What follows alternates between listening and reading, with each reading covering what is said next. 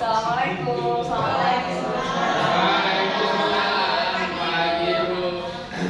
Bagaimana kabarnya hari ini? Semoga kalian masih semangat belajar ya. Oke, seperti biasa pertama kali kita awali pelajaran hari ini dengan berdoa. Ketua kelasnya Arif, silakan dipimpin berdoa terlebih dahulu. Siap. Sebelum mulai pelajaran, marilah kita berdoa menurut agama dan kepercayaan masing-masing. Berdoa dimulai.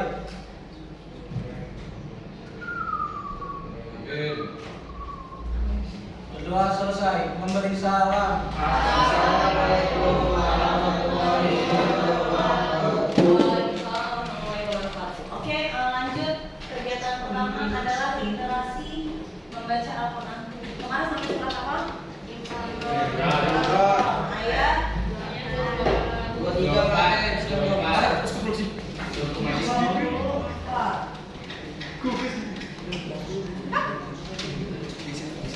Dibuka Al-Qurannya semuanya. Al-Imran ayat 24. Gila sama bro, dibuka Al-Qurannya ayat 24 sampai 26. Ya. Oke, udah semua Al-Qurannya dibuka. Udah.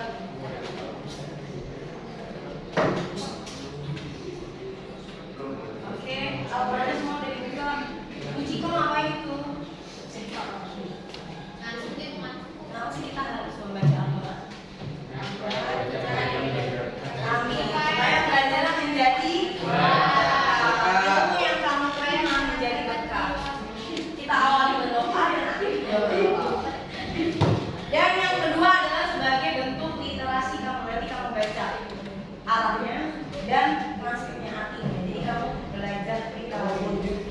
Oke, sebelumnya kita tadarus diawali dengan membaca surat Al-Fatihah. A'udzubillahi minasyaitonirrajim. Bismillahirrahmanirrahim. Alhamdulillahirabbil alamin. Ar-Rahmanirrahim.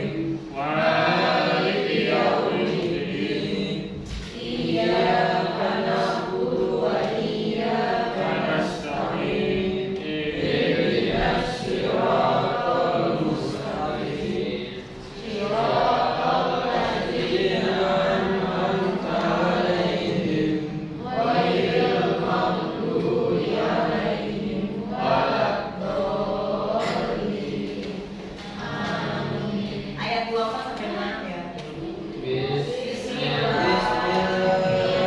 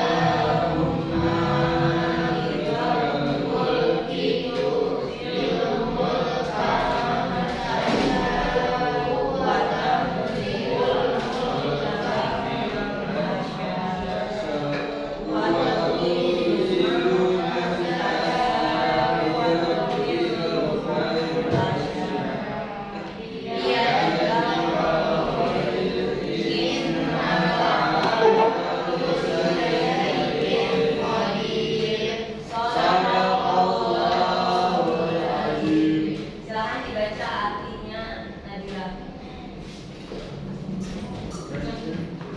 Dari mana? Dengan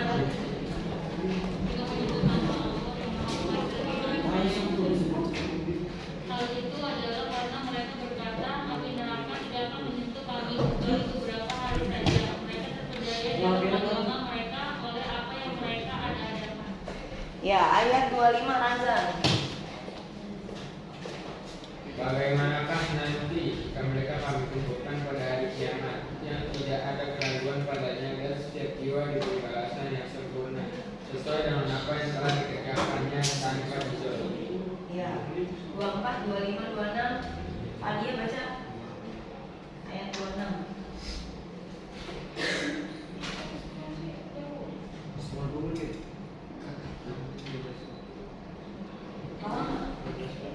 Yaudah nanti aku dibaca ayat 26. Katakanlah Muhammad, wahai Tuhan pemilik kekuasaan, Engkau berikan kekuasaan pada siapapun yang Kau kehendaki, dan Engkau cabut kekuasaan dari siapapun yang Kau kehendaki.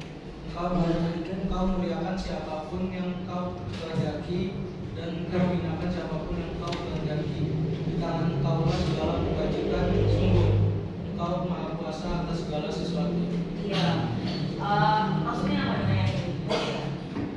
Berarti Allah yang berkehendak atas kemuliaan dan kehinaan seseorang. Iya nggak? Ya. Bener nggak? Benar. Yang punya raja, yang punya kekuasaan siapa? Raja siapa?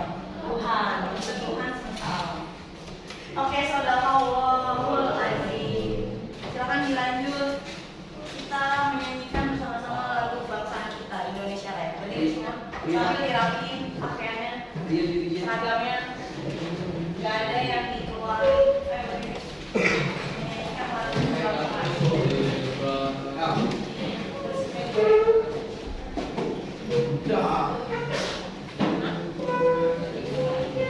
Lato, ada nggak latonya? Lato, ini lato ada gitu. Dirjen.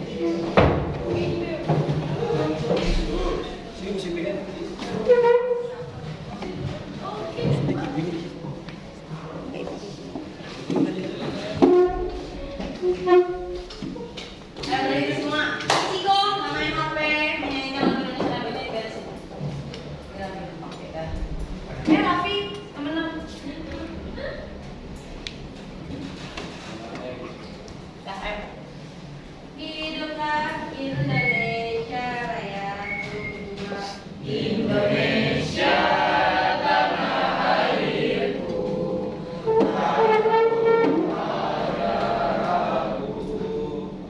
Di sanalah aku berdiri, jadi pandu hidupku. Indonesia kebangsaanku, bangsa dan tanah airku. Marilah kita berseru, Indonesia bersatu. Hiduplah tanahku, hiduplah negeriku, bangsaku, rakyatku semuanya. Bangunlah jiwanya, bangunlah badannya untuk Indonesia Raya. Indonesia Raya, merdeka, merdeka, tanahku, negeriku yang ku cinta. Indonesia Raya, merdeka, merdeka, hiduplah Indonesia Raya. Indonesia Raya, merdeka, merdeka, tanahku, negeriku yang ku cinta. Indonesia Raya, merdeka, merdeka, hiduplah Indonesia Raya. Sebelum duduk, mari dibersihkan dulu kolongnya. Kalau ada sampah dipungut, dibuang.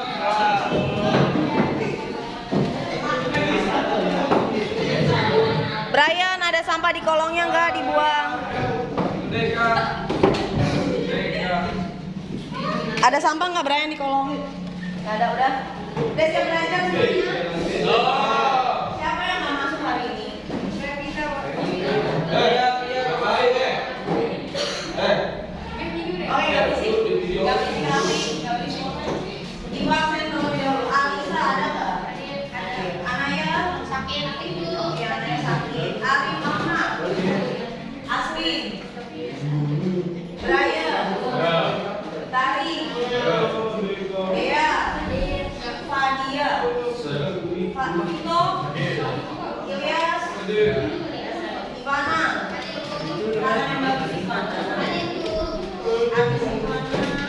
Latonia, Ichigo, Muhammad Raffi, Raffi saya belajar, kalau sekolah, Adil, oh Adil nggak masuk ya? Adil mana? Sakit. Gilang, Nadira, Nadia, Aurel, Nadia, Natisa, Nazarina, Sia, Ranza, Irina, mana lagi? Soiga, Triwalidi, sakit ya? Wanda. Oke, ada yang belum diabsen? Masih ingat kemarin kita udah belajar apa? Perdagangan internasional. Perdagangan internasional, konsep perdagangan internasional. Apa itu perdagangan internasional? Perdagangan internasional apa? Perdagangan Barang dan jasa. pertukaran Barang dan jasa dengan jasa antar antar negara. namanya aja internasional, berarti antar negara. Berarti sekarang setelah belajar perdagangan internasional kita belajar apa nih? Kebijakan perdagangan. Kemarin kamu main games kan? Enggak apa? Berarti kemarin kamu main games, ingat nggak di gamesnya ada kebijakan apa tuh? Bukan kebijakan perdagangan internasional yang menjual harga barang lebih murah dibanding di dalam negeri. Apa namanya? Dumping. Iya, dumping. Nah, hari ini kita akan belajar lebih lanjut tentang hari ini kita belajar lebih lanjut lebih detail tentang kebijakan perdagangan internasional. Apa sih itu kebijakan perdagangan? Kalau kemarin kamu belajar kebijakan ekonomi namanya kebijakan moneter, kebijakan fiskal. Kalau ini berarti apa? Kebijakan itu kan aturan. Berarti peraturan perdagangan antar negara. Sebelumnya kita harus tahu dulu indikator dan kompetensi dasarnya. Silakan dibaca kompetensi dasarnya Alisa. Kompetensi yang harus kalian miliki setelah belajar di sini. Analisis konsep kebijakan perdagangan internasional. Yang kedua, Menyajikan hasil analisis konsep dan kebijakan perdagangan internasional melalui media riset dan tulisan. ya, berarti setelah kita mempelajari menganalisis konsep kebijakan perdagangan internasional, kamu juga harus menganalisis dampak. Dampaknya sebuah negara melakukan kebijakan itu apa? Kira-kira ada nggak dampak? Pasti ada. Sebenarnya kalau tujuannya untuk apa? Kenapa suatu negara melakukan kebijakan dalam berdagang? Supaya apa? Mencari apa dulu yang pertama? Kalau kemarin tujuan berdagang apa? Pertama kali tujuan negara itu memenuhi kebutuhan dalam negeri. Yang kedua, setelah terpenuhi diekspor. Yang misalnya Indonesia surplus nih batu baranya. Tapi negara luar itu nggak ada yang memakai batu bara karena kebanyakan memakai solar. Terus akhirnya gimana? Ekspor. Nah kalau ekspor tujuannya untuk Nambah devisa. nambah devisa nanti mencari keuntungan. Tapi di saat negara lain nggak minta, yang terjadi surplus di dalam negeri. Makanya sekarang lagi banyak tren itu eco-friendly. Semua kendaraan bentuknya listrik. Itu karena kita surplus batu bara. Harusnya diekspor nggak? Ekspor, duitnya tambah dong banyak. Tapi negara nggak ada yang minta. Negara di Eropa, Amerika itu kebanyakan pakai solar panel, pakai nuklir. Jadi kita surplus dalam negeri. Oke, materi di dalam kebijakan ini ada 4 materi pokok, 4 poin penting. Yang pertama apa? Materi konsep. Konsep berarti adalah pengertian. Yang kedua, tujuan kebijakan perdagangan internasional. Yang ketiga, alat pembayaran internasional. Yang keempat, Neraca. pembayaran. Kalau di dalam suatu perekonomian ada 2 sebenarnya, neraca apa dan apa? Neraca itu timbangan. Neraca perdagangan dan neraca pembayaran. Kalau neraca perdagangan yang ada di dalam neraca itu adalah arus barang dan jasa, barangnya, komoditinya, jumlah barang dan jumlah jasanya. Tapi kalau di neraca pembayaran, yang tertera di neraca itu adalah apanya?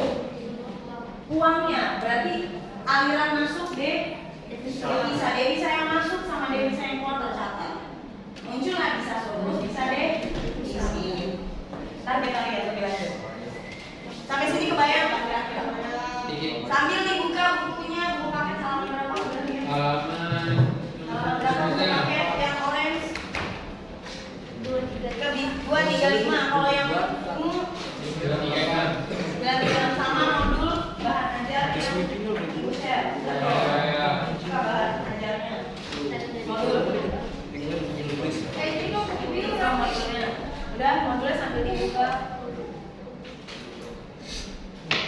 Yang biru halaman berapa, Bu? Yang biru halaman bab 8 kebijakan perdagangan internasional.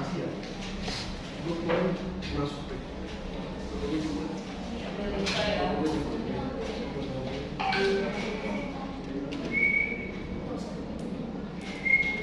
Apa itu kebijakan perdagangan internasional, Gilang? Kebijakan pengertian dasar konsep dasarnya kebijakan perdagangan internasional. Kebijakan itu apa sih? peraturan atau tindakan. Oh iya, kebijakan adalah peraturan.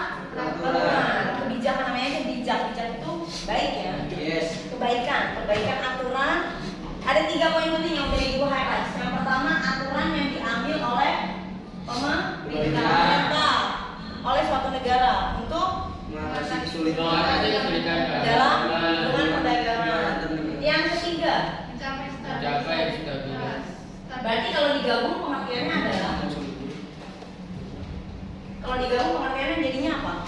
Suatu aturan yang diambil oleh negara untuk mengatasi kesulitan dalam hubungan untuk mencapai kesadaran ekonomi. Iya. Jadi itu poin pentingnya gampang nggak? Jadi aturan untuk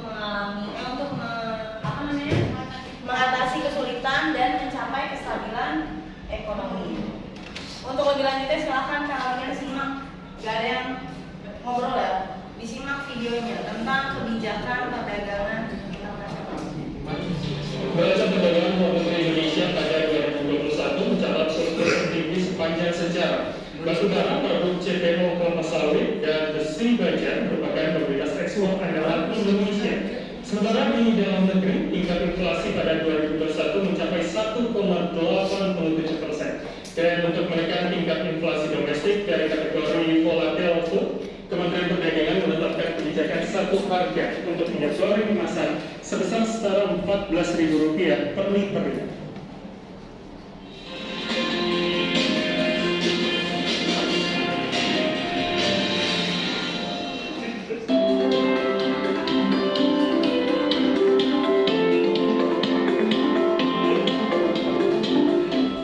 Dalam paparannya pada Selasa petang, Menteri Perdagangan Muhammad Lutfi menyatakan neraca perdagangan Indonesia selama periode 2021 mencatatkan surplus sebesar 35,4 miliar dolar. Angka tersebut merupakan rekor surplus tertinggi sepanjang sejarah Indonesia. Sepanjang 2021, nilai ekspor Indonesia mencapai hampir 232 miliar dolar Amerika.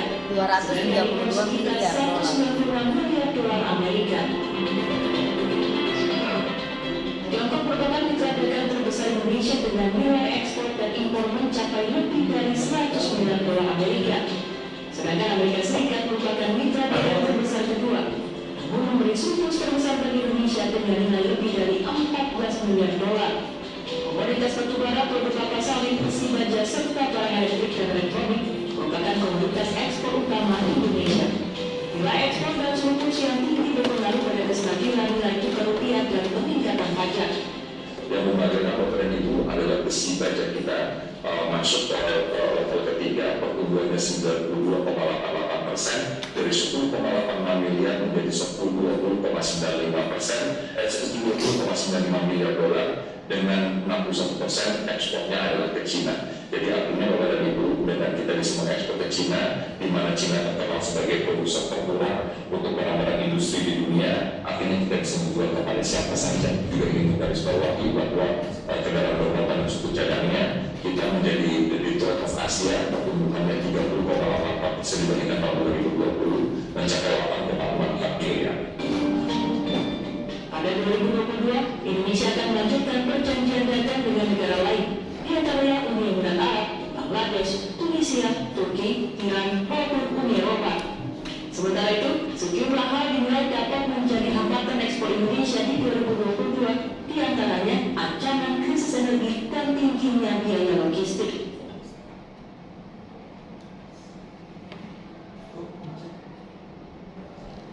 Jadi bisa diambil kesimpulan apa tentang kebijakan perdagangan internasional Indonesia menerapkan apa? Kebijakan apa? Tahu nggak? Tadi dia ekspor kemana? Ekspor apa yang dia ekspor?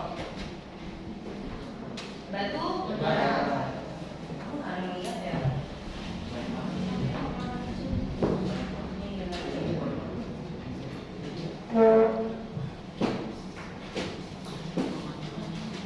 Neraca dagang luar negeri Indonesia pada 2021 mencatat surplus tertinggi sepanjang sejarah. Batubara, produk CPO, kelapa sawit, Tuh, batu bara, CPO sama kelapa sawit. Indonesia. Sementara di dalam negeri, tingkat inflasi pada 2021 mencapai 1,87%. Dan untuk menekan tingkat inflasi domestik dari kategori volatile food, Kementerian Perdagangan menetapkan kebijakan satu harga untuk minyak goreng Apa? Kebijakan apa? Ekonomi satu harga untuk komoditas. Tadi apa? Minyak sawit.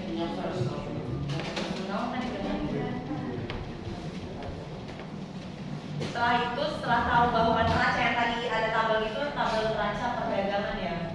Neraca perdagangan Indonesia surplus sebesar 292, berapa miliar tadi?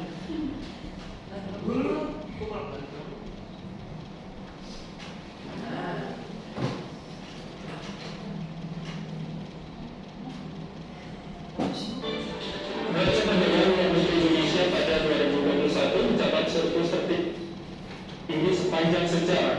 Batubara, produk CPO, kelapa sawit, dan besi baja merupakan komoditas ekspor andalan Indonesia. Sementara di dalam negeri, tingkat inflasi pada 2021 mencapai 1,87%. Dan untuk menekan tingkat inflasi domestik dari kategori volatile food, Kementerian Perdagangan menetapkan kebijakan satu harga untuk minyak goreng kemasan sebesar setara Rp14.000 per liter.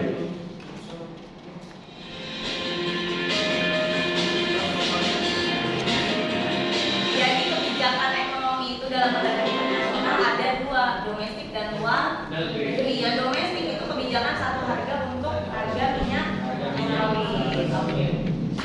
Lanjut, masuk ke dalam bentuk kebijakan perdagangan internasional. Silakan dibaca Lazan bentuk-bentuk kebijakan perdagangan internasional. Bentuk kebijakan perdagangan nasional. Satu, kebijakan perdagangan bebas. Iya. Kebijakan proteksi, yaitu tarif bea masuk, larangan impor, kuota subsidi dan PPB. Ya, kebijakan perdagangan bebas berarti bebas berdagang tanpa ada hambatan. Itu adalah perdagangan bebas. Kalau kebijakan proteksi dari kata dasar proteksi apa? Protection. Perlindungan. Berarti tujuannya untuk melindungi siapa? Ayo melindungi siapa? Negara, maksudnya apa? Negara dilindungi. Industri dalam yang produsennya nggak kalah saing sama produsen dari luar negeri. Jadi tujuan proteksi adalah kebijakan proteksi tujuannya adalah untuk melindungi industri dalam negeri. Tapi dicatat kalau ada yang pentingnya, melindungi industri dalam negeri.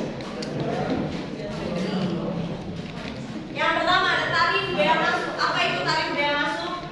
Tarif adalah tarif untuk Itu biaya jasa biaya kirim. Iya, biaya masuk, barang masuk dari lu dikenakan tarif, bea masuk. Nah itu ya, gampangnya pajak. Tarif itu adalah pajak. Yang kedua, larangan impor, maksudnya apa? Bukan pembatasan, kalau pembatasan kuota.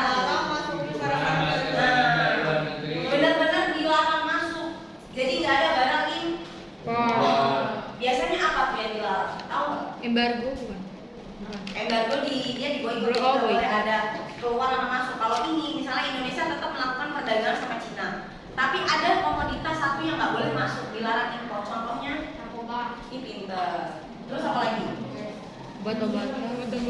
Biasanya nih ada nggak jual beli transaksi binatang yang hampir punah yang dilestarikan? Biasanya ada nih yang orang-orang kaya di kita dia mengoleksi binatang-binatang tapi yang sebenarnya nggak lazim, atau biasanya binatang yang dilestarikan yang hampir punah itu nggak boleh diperjualbelikan. Atau senjata tajam. Kalau di luar negeri di Amerika mungkin legal ya bawa senjata api, tapi kalau di Indonesia tidak boleh diperjualbelikan. Nah itu dilarang. Misalnya Anda pengen mesen senapan dari Amerika, tapi ada larangan impor oleh pemerintah Indonesia, jadi nggak boleh Masuk. Kalau ganja di Australia aja legal, di Amerika legal, tapi di Indonesia walaupun ganja itu sebenarnya dipakai ya buat alat-alat medis, ya nggak buat obat, kan dipakai buat obat. Yang keempat, subsidi maksudnya apa? Kebijakan pemerintah. Iya, kebijakan pemerintah untuk membatasi apa? Atau menutupi Sebagian biaya produksi. Oke, sebagian biaya produksi. Berarti ini kebijakan inter apa dalam? Internasional apa kebijakan domestik? Kebijakan itu ada domestik. Ya, domestik ada internasional. Kalau yang tadi kan udah dibahas di dalam beritanya, di video. Ada dua kebijakan ya enggak? Kalau subsidi membatasi menutupi sebagian biaya produksi atau cost production. Yang memproduksi siapa? Produsen. Kalau biaya produksinya dikasih subsidi, maka yang terjadi harganya murah, permintaannya meningkat, otomatis ekonomi meningkat. Jadi biaya produksi itu untuk melindungi produsen dalam negeri. Subsidi, contoh misalnya subsidi pupuk, petani dikasih pupuk subsidi. Biar apa? Peningkatan hasil Panen. otomatis bisa memenuhi kebutuhan dalam Negeri. Paham? Paham. Dumping yang kelima, dumping apa maksudnya dumping? Apa? Jadi ada dua, diskriminasi harga sebenarnya nanti sendiri ada. Kalau dumping itu diskriminasi harga tapi bentuknya gimana? Iya, harga jual lebih murah dari dalam. Tujuannya untuk apa? Dumping. Kenapa dijual harga yang lebih murah? Emang nggak beli? Tujuannya untuk apa? Kira-kira, misalnya Indonesia menjual batik di luar negeri lebih murah dibanding batik di dalam negeri. Tujuannya apa? Memperluas pasar, pintar. Memperluas pasar. Atau mungkin juga sebagai bentuk promosi ya. Wonderful Indonesia bisa. Memperluas pasar. Oke, sampai sini paham? Next. Alat pembayaran internasional. Ada yang tahu apa alat pembayaran internasional? Devisa. Devisa itu apa? Dalam bentuk apa biasanya? Dolar. Yang di dalam neraca tadi kan dolar kan? 292 surplus miliar dolar. Bukan miliar yen kan? Bukan yen kan yang dipakai tapi dolar. Alat pembayarannya adalah devisa. Ingat, devisa itu sebagai cadangan pendapatan nasional tapi juga bisa hilang atau berkurang untuk melakukan transaksi berdagang. Kita ngumpulin devisa banyak nih, tapi di saat kita banyak impor yang otomatis devisa kita keluar atau masuk? Keluar untuk bayar dan untuk beli. Paham? Nah caranya, yang pertama cara pembayaran internasional ada berapa? Ada 5. Yang pertama apa Pria? Private compensation. Apa sih itu private compensation? Kompensasi pribadi.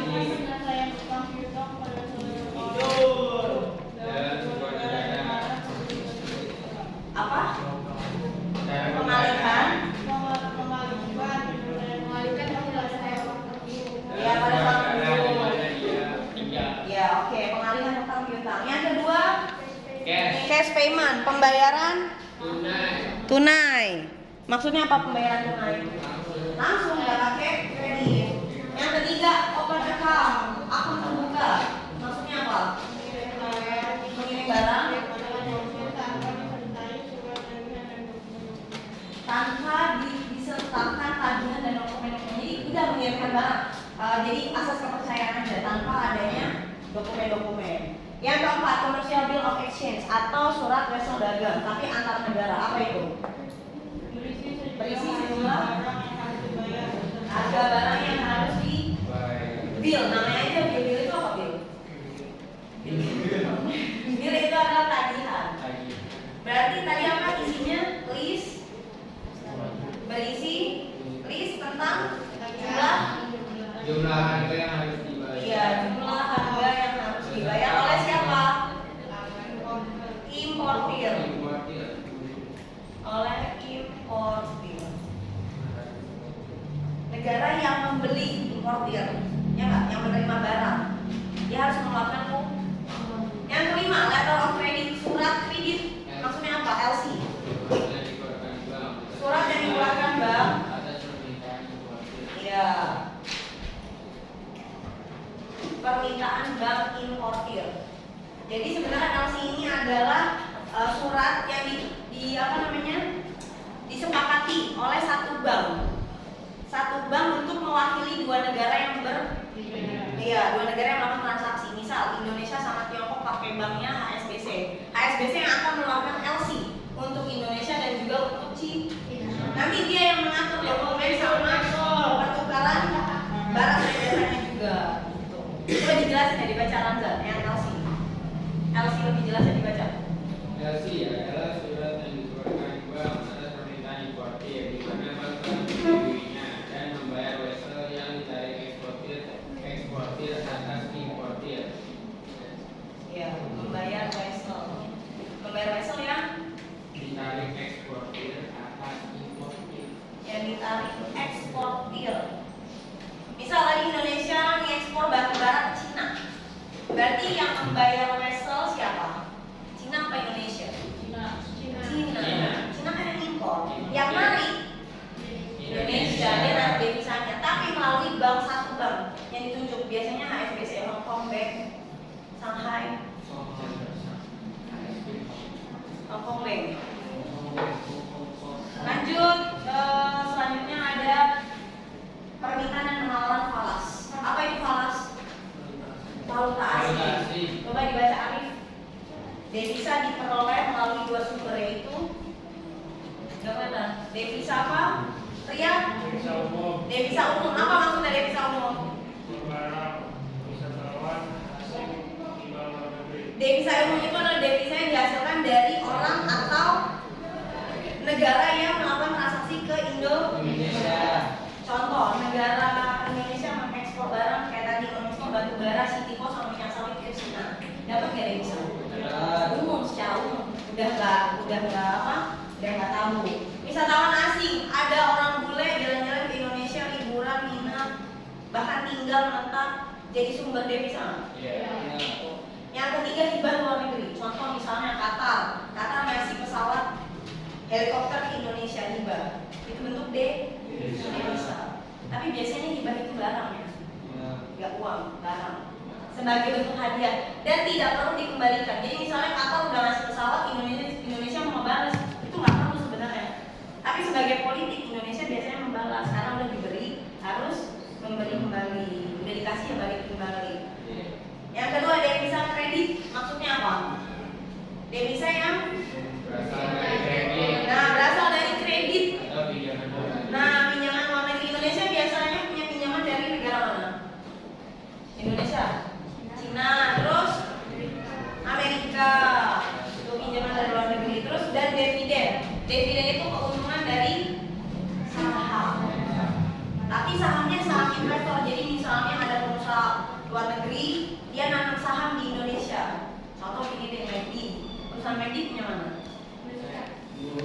McD, McDonald's dari mana? Amerika. Kentucky Fried Chicken. Dia buka resto nggak di Indonesia? Walaupun franchise. Dia invest, dapat nggak hasilnya? Tapi dia investnya di negara orang, di negara lain, bukan negaranya dia. Itu namanya devisa kredit. Oke, permintaan falas coba dibaca yang kencang. Nadira kelihatan nggak?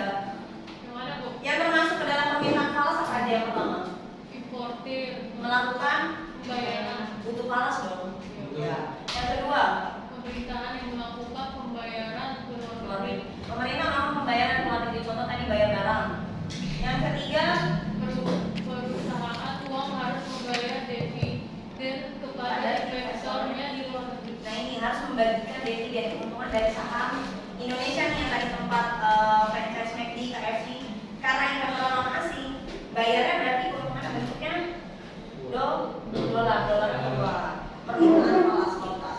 Penawaran, kalau penawaran berarti sebaliknya. Kalau permintaan di bidang importir, kalau penawaran di pihak eksportir. Terus valuta asing dari kredit luar negeri ekspor yang sifatnya lebih mendapatkan pemasukan. Kredit itu pemasukan. Kalau debit itu transaksi debit itu keluar atau masuk? Keluar. Debit itu keluar. Ini debit. Tarik, kamu kalau belanja debit atau cash, Mbak? Iya Mbak?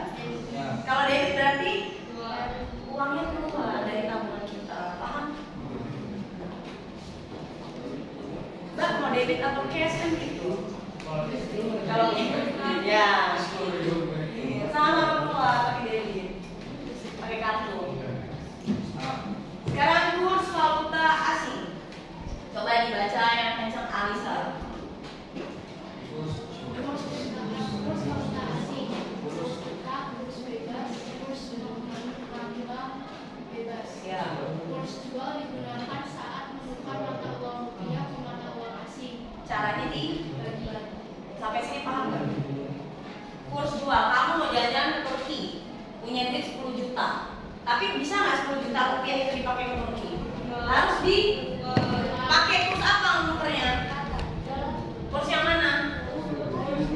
Kurs jual dengan cara dibagi 10 juta dibagi kursnya, harga kurs misalnya Turki mata uangnya apa? Mata uang Turki apa?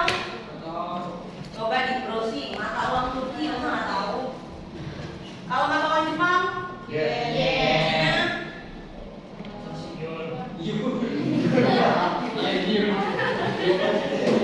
Turki apa Turki? Coba di Google lira. Kan lagi zaman kan sekarang ke Kapadokia. Orang-orang pada jalan-jalan ke Turki. Kalau Australia mata uangnya dolar. Australia dolar ya. Nah, berarti cara menukar uang rupiah kalau kita mau jalan-jalan luar negeri pakai kurs jual. Kalau kurs beli ke dalam rupiah, berarti orang barat yang mau liburan ke Indonesia dia harus menukarkan uang asingnya ke dalam rupiah. Caranya atau misalnya ibu habis jalan-jalan ke Korea punya sisa duit 50.000 won. Di Indonesia ini enggak, apa namanya, di Indonesia berlaku nggak? Kayak misalnya nih, kemarin dapat duit dari mantan 50.000 won, ibu simpan. Tapi kalau ibu mau nukerin pakai kur apa? Pakai kurs yang mana? Tapi kalau mau dipakai buat ke luar negeri, paham? Paham?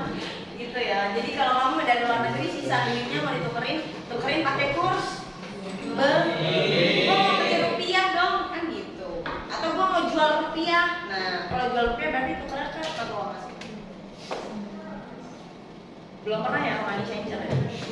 Oh udah. Jalan-jalan kemana? Ke Bali, Malaysia. Kemana? Jalan-jalan kemana? Oke, lanjut neraca pembayaran. Kalau tadi neraca perdagangan isinya jumlah atau kuota barang yang diekspor atau yang diimpor, jumlah komoditasnya. Tapi kalau neraca pembayaran isinya adalah daftar sistematis transaksi ekonomi, berarti isinya adalah uang, devisa, aliran devisa dalam 1 tahun, namanya neraca pembayaran. Yang tadi udah kita simak di video sebelumnya, terus video pertama ada ratusan miliar dolar. Itu adalah neraca pembayaran. Bisa surplus, bisa defisit. Neraca pembayaran terdiri dari 3 neraca. Yang pertama neraca isinya ekspor dan impor. Nih ya, ekspor dan impor. Jadi neraca pembayaran itu dibagi menjadi 3 poin. Ada neraca perdagangan di dalamnya, ekspor impor, oil, gas, bahan bakar, terus ada yang apa? Jasa. Nah ini neraca jasa nih. Yang kedua, contoh misalnya apa neraca jasa? Jasa apa misalnya, ada jasa apa? PKW kita, tenaga kerja, terus apa? Jasa apa lagi? Ada nggak Bank BNI di London?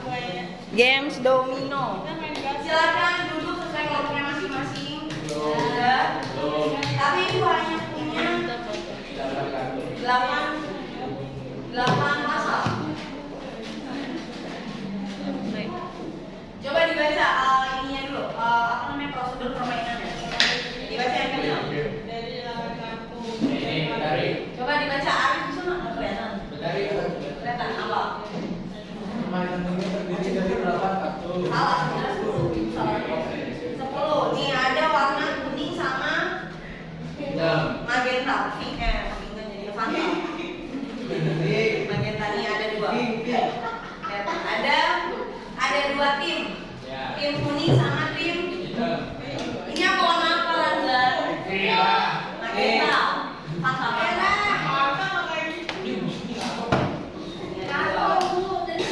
Ada dua ya. Terdiri dari dalam satu slot ini ada 10 kartu. 10 kartu ya. Dan setiap kartu terdiri dari dua sisi, atas bawah. Tahu kan domino? Tahu. Atas bawah. Yang atas isinya adalah soal, yang bawah jawaban. Tapi kamu harus menyusun sampai jawaban ketemu soal ketemu jawaban lagi, membentuk satu lingkaran, dan itu jawabannya benar semua. Berurutan. Sisi atas maupun sisi bawah bisa berupa soal atau jawaban, jadi tergantung. Tapi ibu kasih dulu di sini nih. Satu misalnya, yang tulisannya kecil itu adalah jawaban. Yang hurufnya kapital itu adalah soal. Atau kebalik? Soalnya yang kapital atau yang kecil kalau menurut kamu?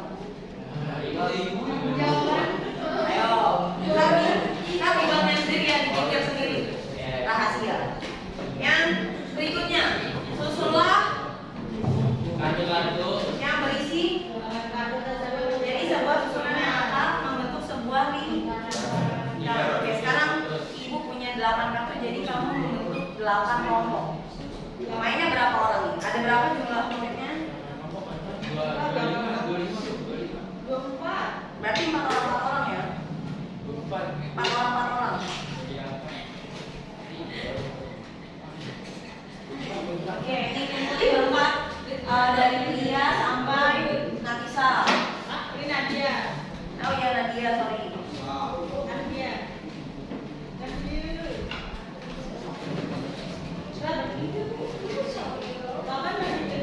Ini berapa? Bertiga bu. Oke siap. 24 dan 8. Oh bertiga ya? Ya berarti bertiga pasti bertiga. Iya. Jadi bertiga. Itu satu aja. Ya. Dan ini Brian.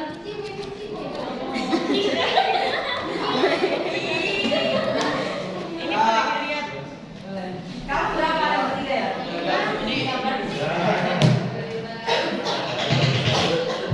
Ayo mainin. Oke, sekarang bisa dimulai.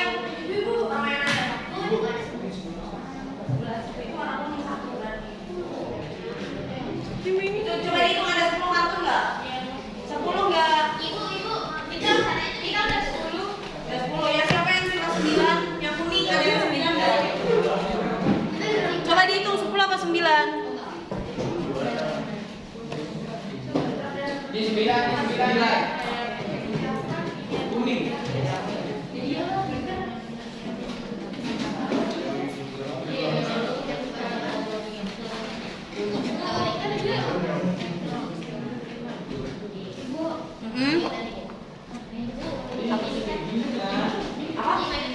Ya, ada soal, ada jawaban. Nih, kita dulu ya, ntar ibu perhatikan.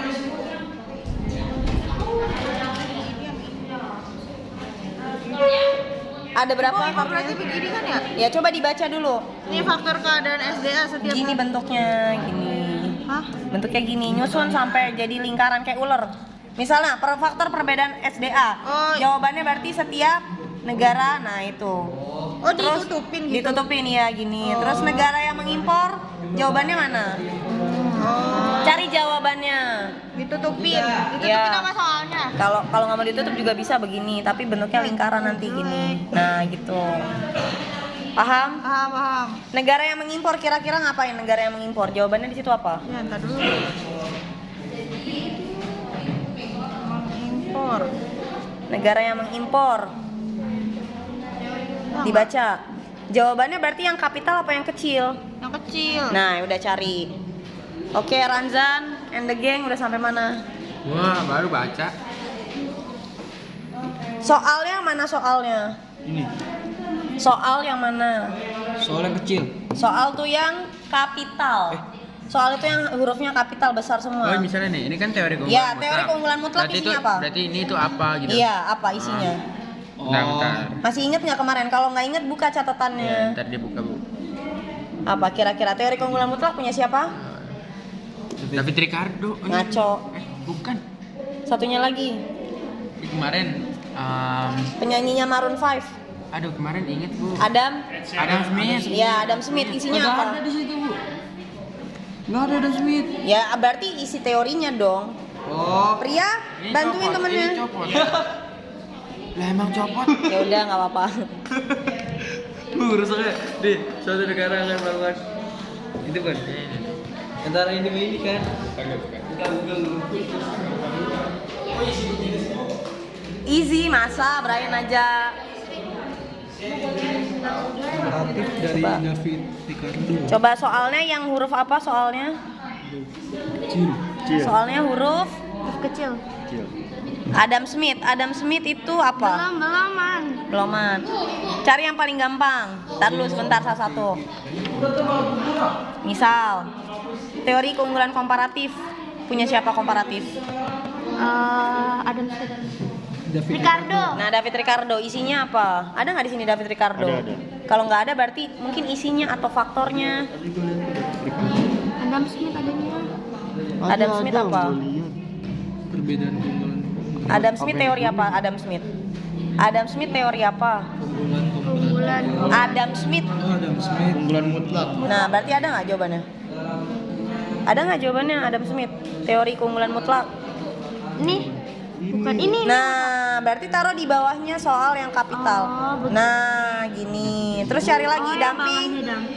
Damping apa damping? Ada di kartu lain. Lebih murah. Nah, gitu. Paham? Lanjut. Iya, betul. Ini bukannya Apa? teori keunggulan mutlak ini bukannya Adam Smith ya, Bu? Iya, Adam Smith. Tapi nggak ada. Ya berarti cari yang lain, cluenya bukan yang itu. Oh iya. Cluenya yang mana? Oh ya, baiklah.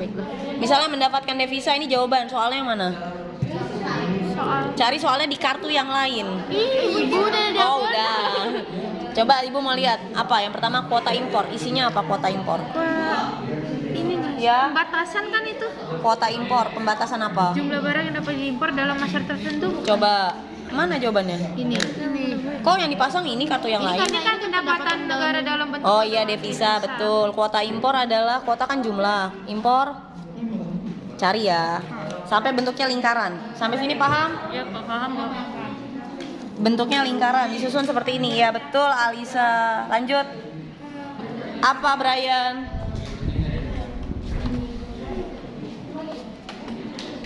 Apa Brian? Tapi bentuknya lingkaran itu salah. Coba gimana? Coba diulang. Devisa itu apa? Ya, bentuk pendapatan dalam mata uang asing. Berarti taruh sini.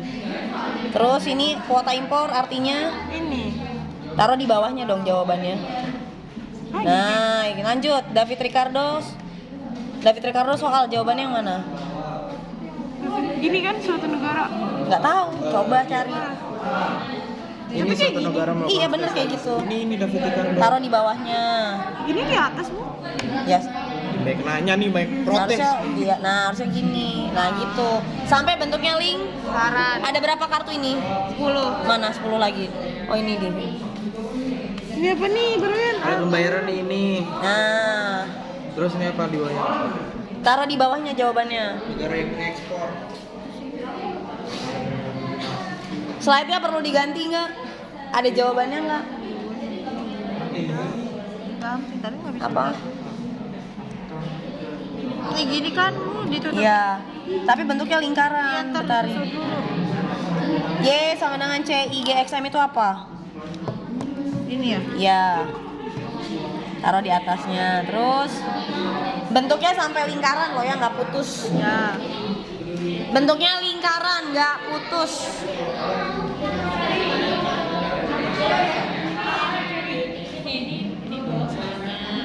Yang atas itu jawabannya. Ya. Tuh.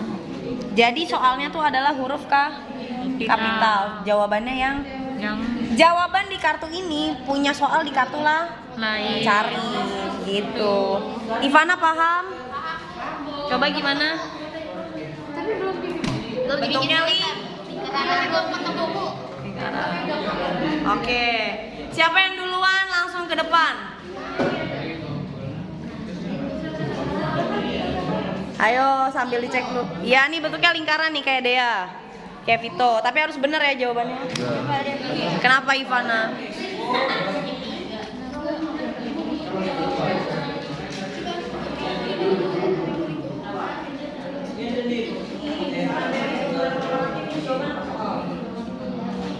Jawaban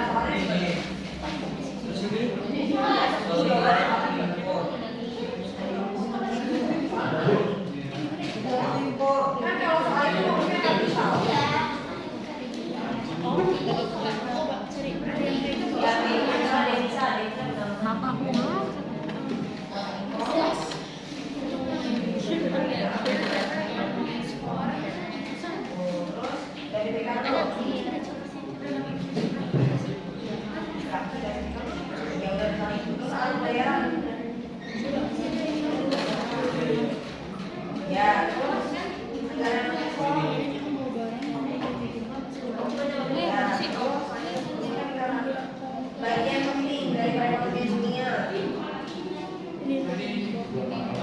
Kalau satu kata salah berarti nggak bentuk lingkaran, nggak ketemu. Karena nggak nyambung jawabannya soal.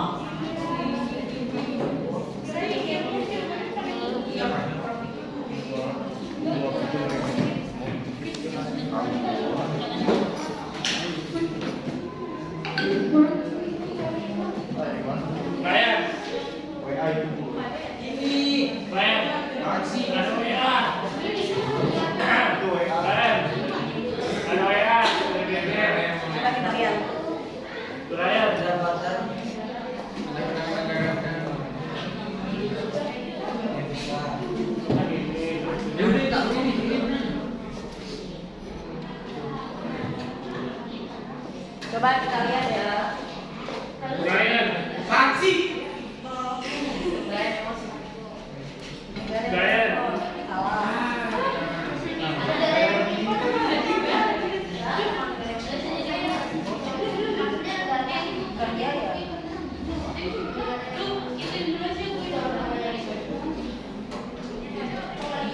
Ya bisa, kemudian bisa ciri bisa.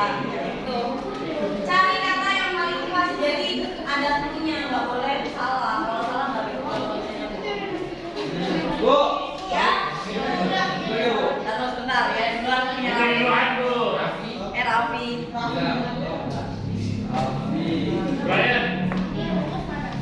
Oke, coba kita lihat punya Ranzan. Coba Ranzan dicek dari mana soalnya? Di mana nih? Nah, ini sini.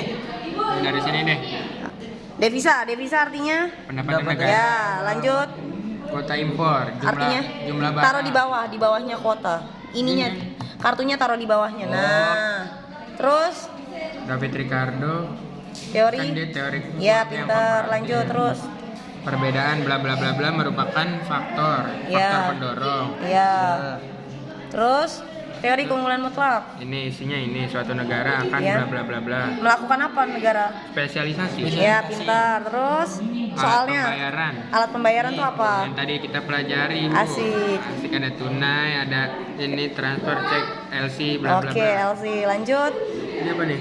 Apa sih ini? Soalnya negara yang mengekspor. Negara yang mengekspor mendapatkan devisa. Ya, lanjut. Terus ini, Sampai bulat loh. iya. Bagian penting dari perekonomian. Ini untuk memenuhi kebutuhan negaranya. Ya. Maka setiap negara. Maka setiap negara melakukan perdagangan internasional. Terus diskriminasi harga, kebijakan dalam penetapan harga barang kayak dijual lebih murah di sana Ya. untuk memperluas pasar. Oke, pintar. Lanjut. Teori Dari Ekser Ohlin. Nah, ini Teori isinya. perdagangan. Suatu negara akan mengimpor komoditas yang memiliki kekurangan faktor produksi. Ih, Itu good. faktor produksi. Juara 1 kelompoknya Ranzan. Yeay. Lanjut. Yang lain jangan panik. Kelompok tadi yang nyebut kedua, Betari. Coba diperiksa Ranzan, bener nggak jawabannya Betari? Nggak beda. Coba sama nggak? Kira-kira bener nggak? Dari mana soal yang pertama? Adam Smith, teori. Keunggulan mutlak. Betul. Damping. Ini apa diskriminasi harga di luar negeri lebih murah. Lebih murah, betul. Terus teori. Teori keunggulan komparatif Iya. menekan Menekankan apa? Pada opportunity cost. Biaya produksi yang lebih rendah. Oke. Terus teori Hexer-Ohlin. Jawabannya apa? Apa tuh? Suatu negara? Mengekspor komoditas yang memiliki keunggulan. Ya, keunggulan apa? Aduh, nggak kelihatan kok. Kelebihan faktor produksi. Ya, tar dulu sebentar. Perdagangan Lanjut. internasional, pertukaran barang dan jasa. Bener nggak? Bener nggak perdagangan internasional? Benar. Terus teori ada berapa? Ada 2. Teori apa? Mutlak sama komparatif. Terus Harga barang di luar? di luar negeri lebih murah, jadinya impor. Iya. Faktor Tuh. keadaan SDA. Setiap negara memiliki sumber daya alam yang berbeda-beda. Terus? Dan SDA merupakan faktor penting dalam proses produksi. Ya, kalau negara yang mengimpor, Kebutuhan negaranya terpenuhi. terus skala ekonomi negara Y sama dengan C plus I plus G plus X min M. yaitu apa Y? Yaitu apa Y? Itu apa? Yaitu adalah pendapatan nasional sama dengan C. Konsumsi, investasi, hubungan pemerintah plus ekspor dan Oke, juara 2-nya Betari.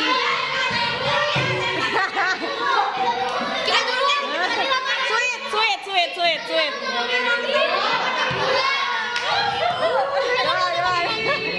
Terjadi kerusuhan. Tadi kita udah bangun bagi Oh ya, oke. Diam lu. Coba yang lain sambil dicek. Kamu warna apa, Ivana? Kamu warna? Sama-sama. Soal yang pertama, teori Hexer-Ohlin jawabannya yang kuning. Negara akan mengimpor komoditas yang memiliki kekurangan faktor produksi. Sama nggak? Ya, benar. Oke, yang ngecek bagiannya Ranzan. Ranzan tadi juara 1 ya, yang kuning. Yang kedua, habis teori Hexer-Ohlin bawahnya. Apa? Devisa itu apa? Oke, good. Lanjut. Soal berikutnya. Apa? Kuota impor apa? Ya, yang ketiga. David Ricardo apa? Ya, benar nggak jawabannya? Salah di mana?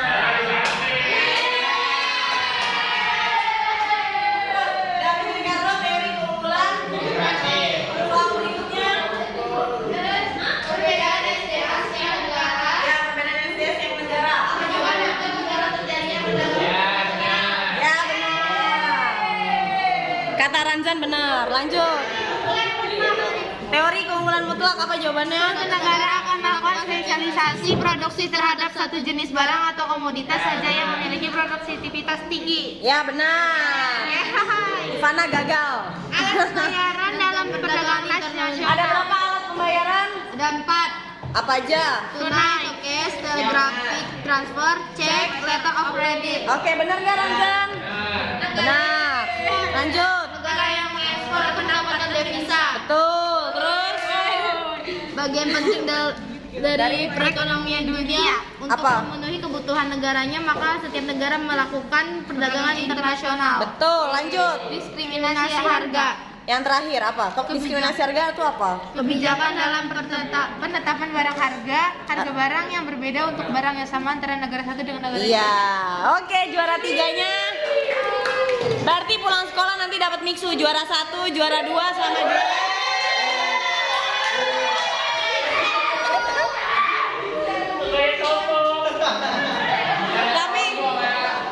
Tapi pria nggak diajak soal pria nggak kerja.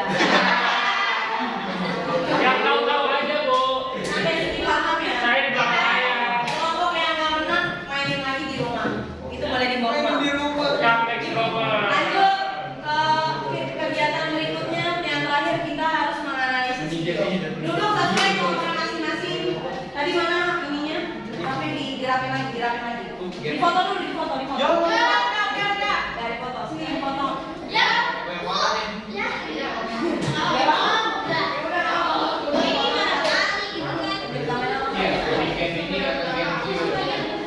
Sambil dipoto begini.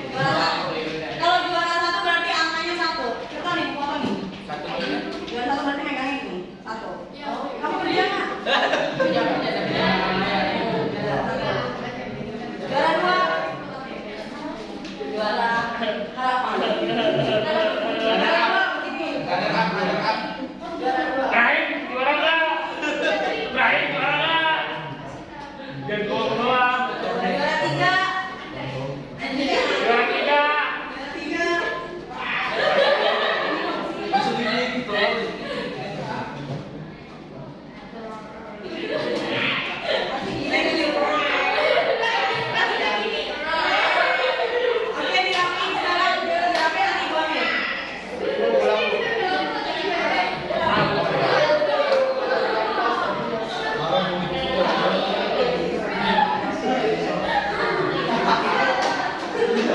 Oke, udah kembali lagi kita belajar yang terakhir. Kegiatan yang terakhir adalah analisis video. Ibu akan membagikan LKPD yang harus kalian isi sesuai kelompoknya masing-masing. Kelompok 1 berbarengan Michiko, kelompok 2 Ivana and the gang, kelompok 2, kelompok 3 ada kolaborasi coba lagi. Kelompok 3 coba lagi ya, karena kurang beruntung. Sekarang perhatikan semua, ya analisis video, nanti gua ambil itu. Sekarang perhatikan semua ke depan, ada video tentang kasus kebijakan perdagangan internasional. Apa bisa dibaca nggak itu? Judul videonya apa? Indonesia melarang ekspor bahan dan minyak goreng jadi. Jadi bahan baku minyak goreng itu apa? Bahan baku minyak goreng. Jadi dilarang mengekspor kelapa sawit dan juga barang kayak minyak goreng jadinya. Sehingga konsumen di dunia langsung gelagaban.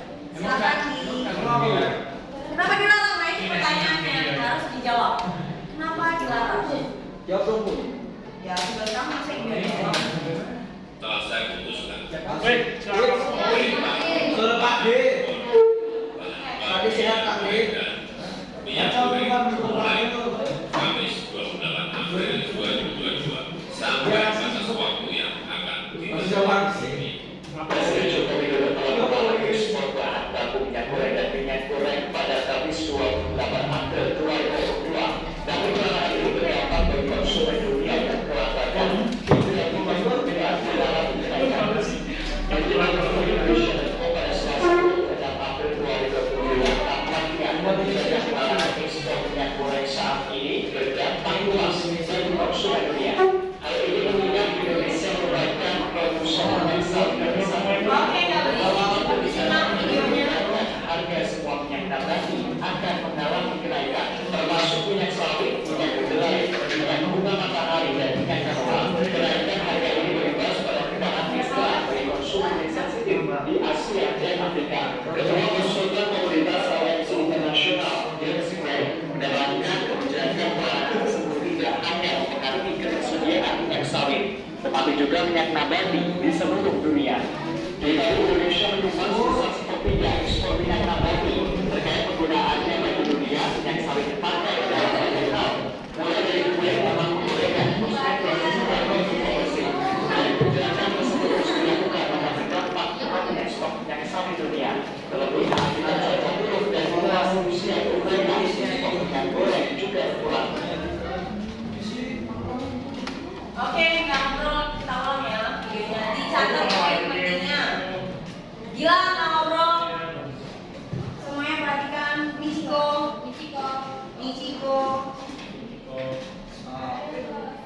Bu. Ya. Telah saya putuskan. Mari. Pemerintah melarang ekspor bahan baku minyak goreng dan minyak goreng mulai Kamis 28 April 2022 sampai batas waktu yang akan ditentukan. Presiden Joko Widodo telah melarang ekspor bahan baku minyak goreng dan minyak goreng pada Kamis 28 April 2022. Namun larangan ini berdampak bagi konsumen dunia dan kelangkaan hingga minyak dunia mengalami kenaikan. Dikutip dari Indonesia.com pada Selasa 26 April 2022, tampaknya kebijakan pelarangan ekspor minyak goreng saat ini berdampak luas bagi konsumen dunia.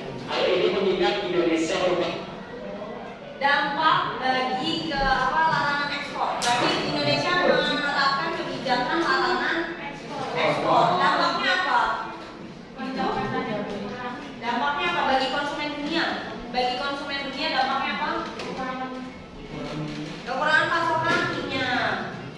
merupakan produsen minyak sawit terbesar dunia. Akibat kebijakan ini diperkirakan harga semua minyak nabati akan mengalami kenaikan, termasuk minyak sawit, minyak kedelai, minyak bunga matahari, dan minyak canola. Kenaikan harga ini berimbas pada tekanan ekstra bagi konsumen yang sensitif di Asia dan Afrika. Ketua Konsultan Komunitas OMC Internasional, James Gray, menerangkan kebijakan pelarangan tersebut tidak hanya mempengaruhi ketersediaan minyak sawit, tetapi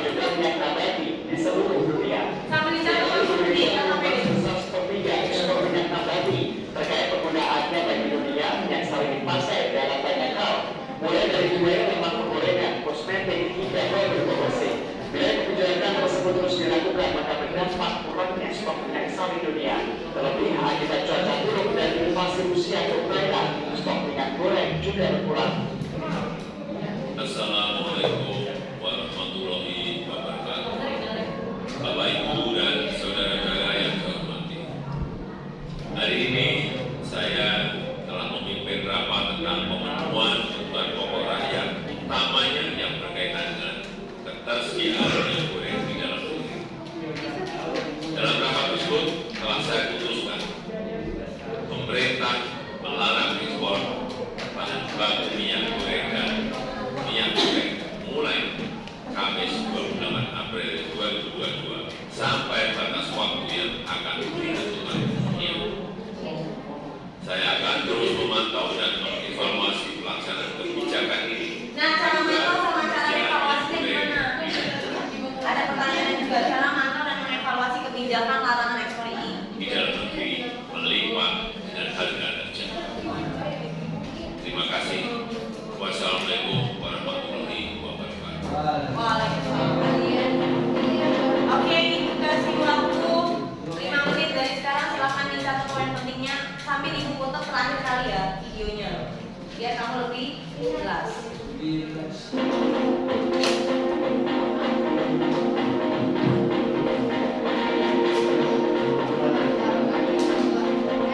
Telah saya putuskan pemerintah melarang ekspor bahan baku minyak goreng dan minyak goreng mulai Kamis 28 April 2022 sampai batas waktu yang akan ditentukan umumnya.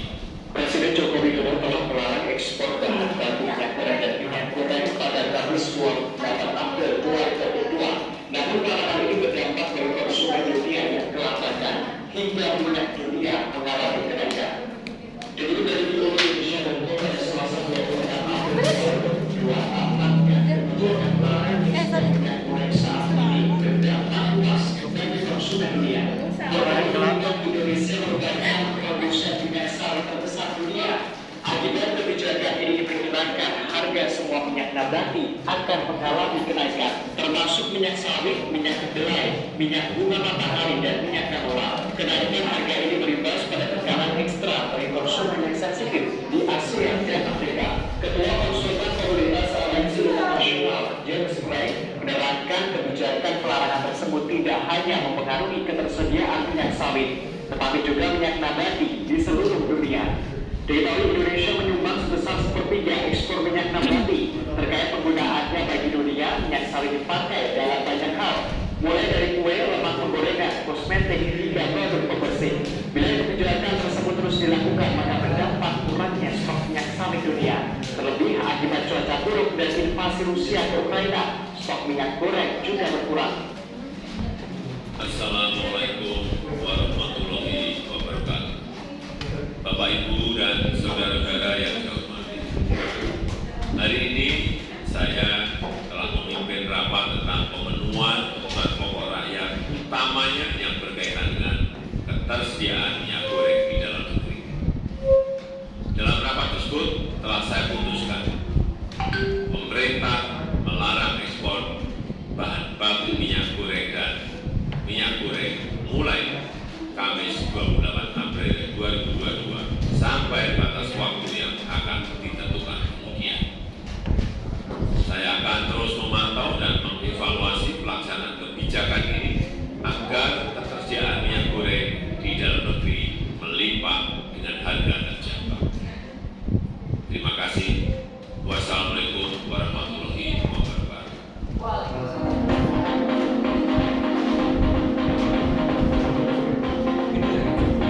Oke, siapa yang udah selesai?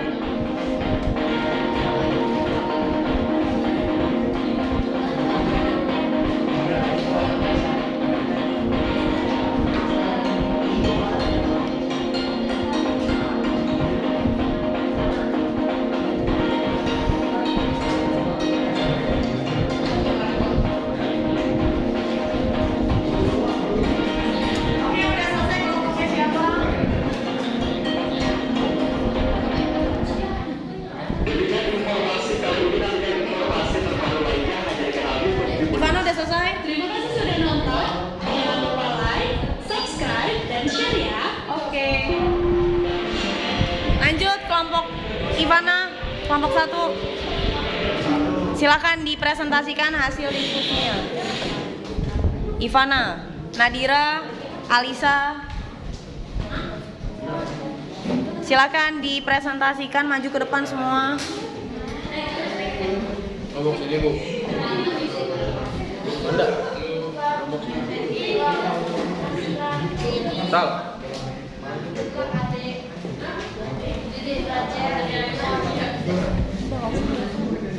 Nggak jelas. Oke, rapi lanjut. Kelompok 2 yang sudah selesai pertama kali, silakan dipresentasikan hasil diskusinya.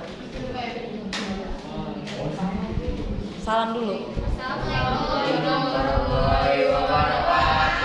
Waalaikumsalam warahmatullahi wabarakatuh. Kita dari kelompok 2 ingin menjelaskan hasil analisis video. Ya. Pertanyaan yang pertama apa? Berdasarkan video di atas, Presiden Jokowi menunjukkan bahwa larangan ekspor minyak goreng akan menimbulkan dampak negatif. Apa tujuan dari kebijakan larangan ekspor minyak yang dilakukan di Indonesia?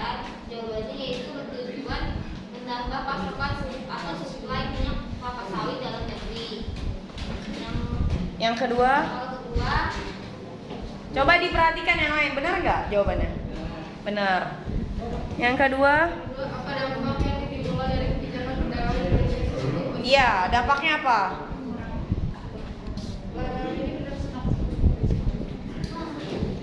Larangan ini berdampak luas bagi konsumen dunia. Nggak kedengeran. Ya, terus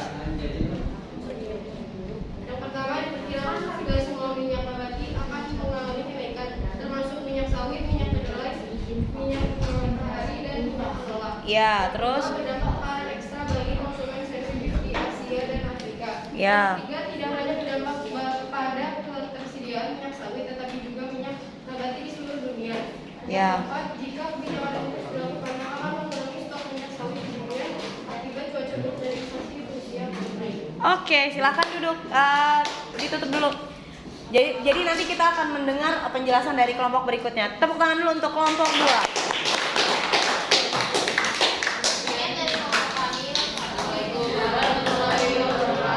Waalaikumsalam warahmatullahi wabarakatuh. Lanjut, kelompok Betari maju. Kelompoknya Dea maju. Kelompok Dea.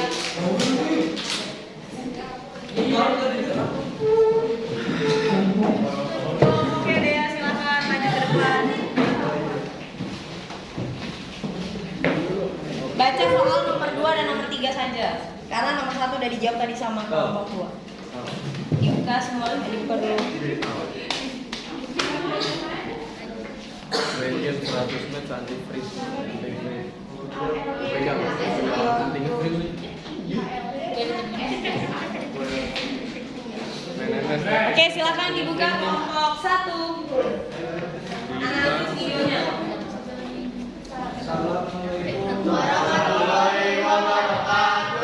Waalaikumsalam warahmatullahi wabarakatuh. Kami dari kelompok 1 Akan mempresentasi hasil diskusi kita. ya. Ya, langsung yang jawaban nomor 2. Dampaknya apa? Larangan ini berdampak luas bagi konsumen dunia hingga harga minyak dunia mengalami kenaikan. Akibat kebijakan ini, 1. Diperkirakan harga semua minyak nabati akan mengalami kenaikan termasuk minyak sawit, minyak kedelai, minyak bunga matahari, dan minyak canola. Yang kedua, berdampak tekanan ekstra bagi konsumen sensitif di Asia dan di Afrika. Yang ketiga, tidak hanya berdampak pada ketersediaan minyak sawit, tetapi juga minyak nabati di seluruh dunia. Ya. Yang keempat, jika kebijakan ini terus dilakukan, maka akan mengurangi stok minyak sawit dunia akibat cuaca buruk dan invasi Rusia ke Ukraina. Oke, itu dampak dampak dari larangan ekspor. Yang ketiga, cara mantau. Presiden tadi kan memantau dan mengevaluasi. Caranya gimana?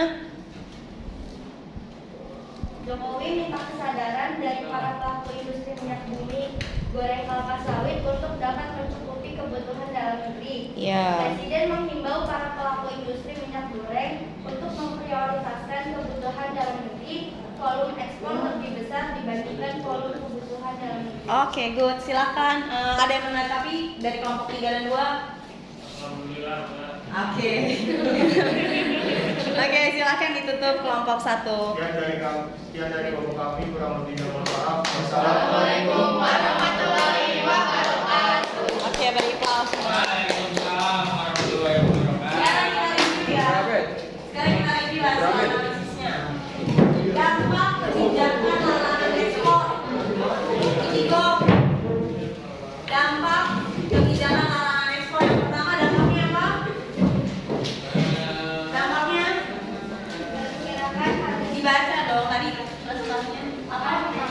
Harga minyak akan mengalami kenaikan. Minyak bunga matahari, minyak nabati dan juga minyak canola. Yang kedua, dampaknya apa? Iya, konsumen sensitif di Asia dan Afrika akan merasakan pengurangan supply. Yang ketiga, Berdampak pada ketersediaan minyak sawit. iya berdampak pada ketersediaan minyak sawit. Iya, yang keempat, apa yang mengurangi stok minyak. Setelah video yang tadi kita saksikan di pertama, kebijakan dalam negeri yang dilakukan adalah menetapkan satu hal. Ini berkaitan sama pertanyaan nomor 3 bahwa pemerintah itu memantau mengevaluasi dengan cara apa? Menetapkan satu harga untuk minyak goreng. Iya, kestabilan harga. Sampai sini ada pertanyaan? Ada pertanyaan? Kalau ada pertanyaan, Ibu akan membagikan jurnal refleksi sambil kalian refleksi. Kita udah belajar apa aja pada pertemuan ini? Udah belajar apa aja pertemuan ini? Belajar kebijakan. Iya, belajar kebijakan. Kebijakan perdagangan internasional. Iya, ada apa aja kebijakannya? Perdagangan bebas dan kebijakan proteksi. Oke, proteksi dibagi lagi menjadi 5 apa aja? Kuota, terus pinter. Subsidi, dumping, larangan impor. ya, impor atau larangan ekspor. Melindungi industri. Ya, terus apa lagi satu lagi? Satu lagi apa? Tarif pintar. Ada 5 kebijakan proteksi. Selain itu apalagi kita harus belajar apa lagi? Ada bil, ada LC. Ini apa nih LC? Alat Pembayaran internasional. Ada apa aja kan? Alatnya coba diingat-ingat. Letter of terus alat letter of credit terus private compensation. Oh itu cara ya? Oh itu cara beneran nanti nggak tidur. Caranya ada cash, private compensation, terus ada lagi apa? Wesel dagang. Yang keempat LC. Kalau di domino ada telegraphic transfer ya, pakai telegraf. Oke, sampai sini ada pertanyaan?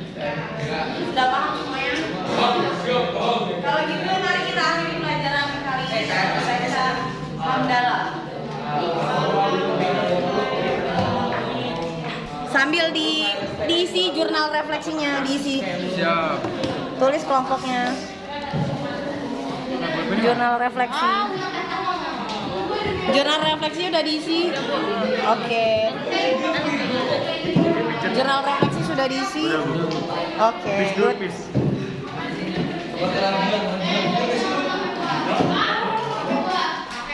Sekarang kita tutup.